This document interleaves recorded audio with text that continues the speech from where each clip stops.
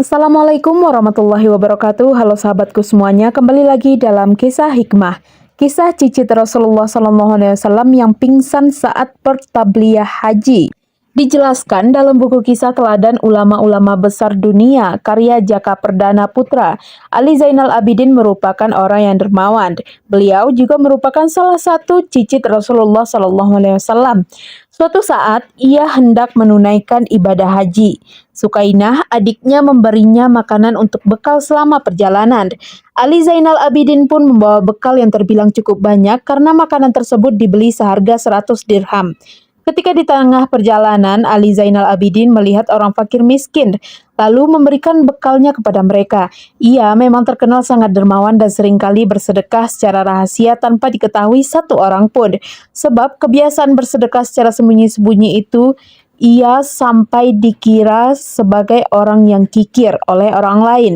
Bahkan Ali Zainal Abidin juga sering memikul karung berisi makanan untuk dibagikan kepada fakir miskin secara diam-diam pada malam hari seraya berkata, sedekah secara rahasia itu memadamkan murka Allah Subhanahu wa taala. Singkat cerita, sesampainya di tujuan, Ali Zainal Abidin pun memulai ibadah haji dengan berihram. Namun ketika hendak mengucapkan kalimat talbiyah, tiba-tiba tubuhnya gemetar dan warna kulitnya berubah menjadi kuning pucat. Ia pun tidak dapat mengucapkan talbiyah.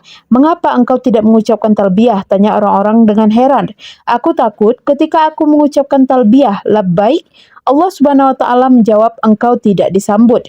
Ketika dipaksakan mengucap talbiyah, dia jatuh pingsan dan jatuh dari ontanya. Ia mengalami kejadian seperti itu terus-menerus sampai menuntaskan ibadah hajinya. Masih melansir dari sumber sebelumnya, Imam Malik radhiyallahu an bercerita bahkan saat Ali Zainal Abidin menyebut lafal labbaik, ia terjatuh dari ontanya dan pingsan hingga tulangnya patah. Merujuk sumber yang sama, Ali Zainal Abidin juga dijuluki sebagai As-Sajjad karena kebiasaan sujudnya yang sangat lama. Ia juga dijuluki Az-Zaki karena kebersihan jiwanya. Ali Zainal Abidin memang dikenal sangat khusyuk dalam sholatnya. Ia bahkan pernah melaksanakan sholat sunnah sebanyak 1000 rakaat dalam semalam. Pada suatu ketika, setelah berwuduk dan berniat sholat, tiba-tiba tubuhnya gemetar dan warna kulitnya menjadi kuning pucat. Saat ditanya penyebabnya, ia menjawab, "Tahukah kalian di depan siapakah aku berdiri? Kepada siapakah aku bermunajat?" Dalam sholatnya, Ali Zainal Abidin mengatakan jika ia benar-benar merasa melihat Allah Subhanahu wa taala di hadapannya, sehingga membuatnya gemetaran dan pucat.